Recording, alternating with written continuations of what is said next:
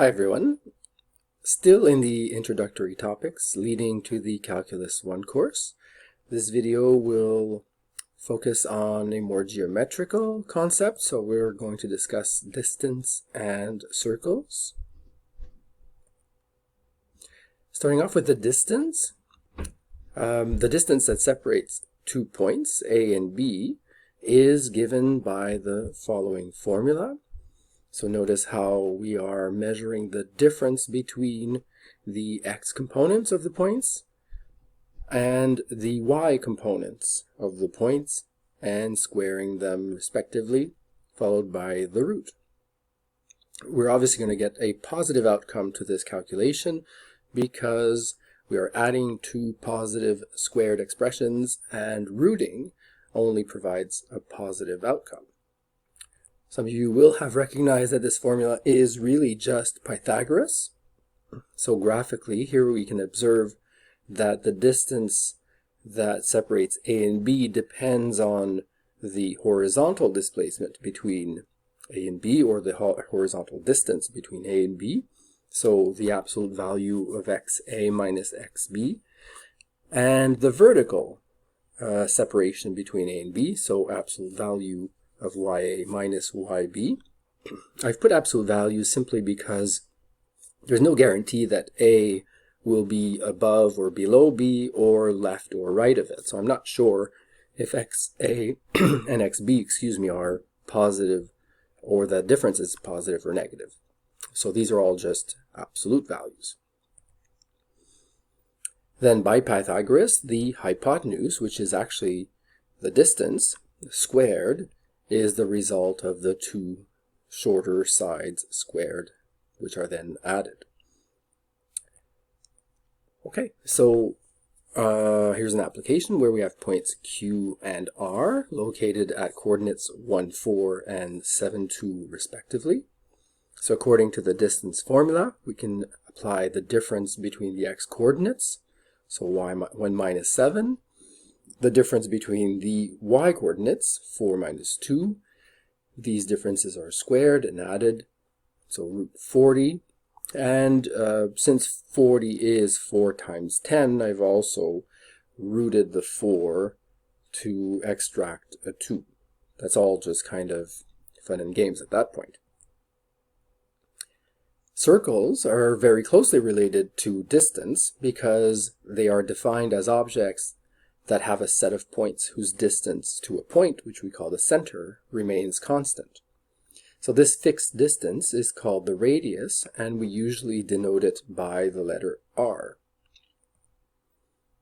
The equation of the circle depends on where the center is placed. So let's assume that hk represents the coordinates of the center of the circle, and let's assume that r is its radius.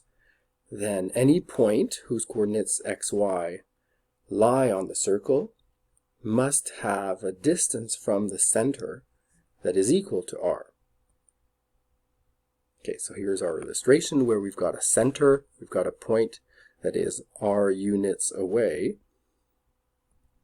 Now, if you remember how the distance formula works, here we have calculated the difference between the x coordinates of points P and C between the y coordinates of P and C. We've squared those differences and rooted. That's essentially the distance formula between P and C, and we would like r to be the outcome of that distance. Now, more often than not, the equation of the circle is written in a form that is x minus h squared plus y minus k squared equals r squared. So you'll notice it's really just the squared version of what we have seen in the previous slide. A circle that is centered at the origin looks slightly simpler in its format because h and k are then 0 in both cases. So x squared plus y squared equals r squared. And here's an example where we have two circles. So consider the circles whose points satisfy the equations x squared plus y squared equals 10. x minus 4 squared plus y plus 1 squared equals 25. So two different circles. They both obey the format that we gave for the equation of a circle, but they're clearly different in their location and in their radius. Show that point 1, 3 lies on both circles. Okay, well, the only way to verify that a point lies on a geometric object is to verify that it satisfies its equation. And that's what we're going to do. So we're going to use 1 and 3 as the x and y values and verify that it fits on circle number 1 by showing that 10 will actually be the outcome of x squared plus y squared.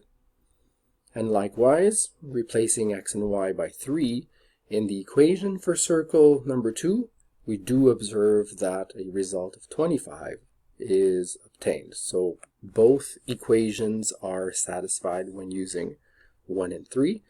So point 1, 3 is common to both circles. So it's an intersection point of these circles. Staying with the same circles again. How far apart are the centers of each circle? Now it's really just recognizing where they are located. So in circle number 1, notice how there's no h and k terms. So by default, that would mean that both are located at 0. So in other words, the center is at the origin. In the case of circle number 2, x minus 4 is an indication that h is 4. Y plus 1, keep in mind that you can think of it as y minus 1. So the k is actually minus 1. All right, so we've got circles whose centers are 0, 0 and 4, minus 1 respectively. Therefore, the distance between the centers is root 17 by simply applying the distance formula. Again, staying with the same theme, we've got the same two circles.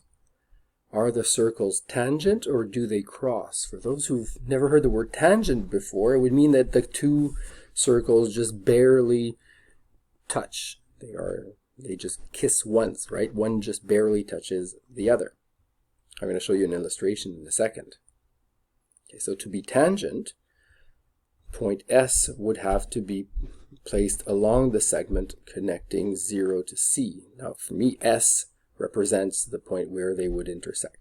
This would mean that the distance between the centers would also be the sum of the radii. Okay, so here's a little illustration. So notice here, S would be the intersection of the two circles. It would be the only intersection of the two circles.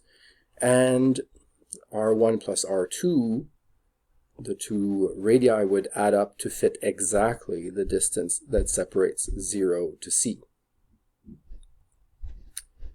Okay, well, earlier we've already measured the distance between the centers, and that was root 17. However, the radii for circles 1 and 2 are root of 10 and 5, which is actually more than root 17. Okay, so that means that the radii are not lined up perfectly through point S, and that the circles actually do cross twice.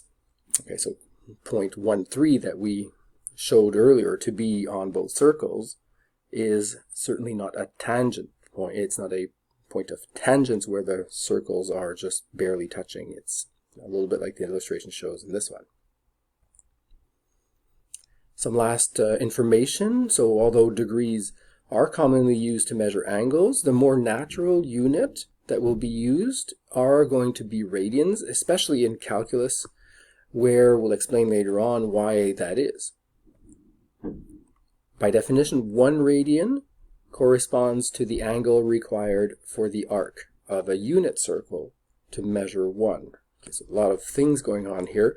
We're talking about a unit circle, so a circle whose radius is 1. Now, if you were to draw an arc along the circle whose length is 1 as well, well, the angle that it would generate is a 1 radian angle. Of course, this could also be true about, for instance, a 2 unit a circle with 2 units of radius and a 2-unit arc, but this is a simpler way to think of it. So a radius of 1 unit and an arc of 1 unit, and that opens up an arc of an angle of 1 radian. Now, given that a unit circle has a total circumference of 2 pi, remember 2 pi r, in this case a unit circle with an r of 1 would mean 2 pi circumference, then a full rotation requires 2 pi radians. Here's an illustration of a unit circle and of the different radians that exist along that unit circle. So by tradition, 0 radian is located along the positive x-axis, and it takes a full 2 pi radian rotation to return to that initial angle.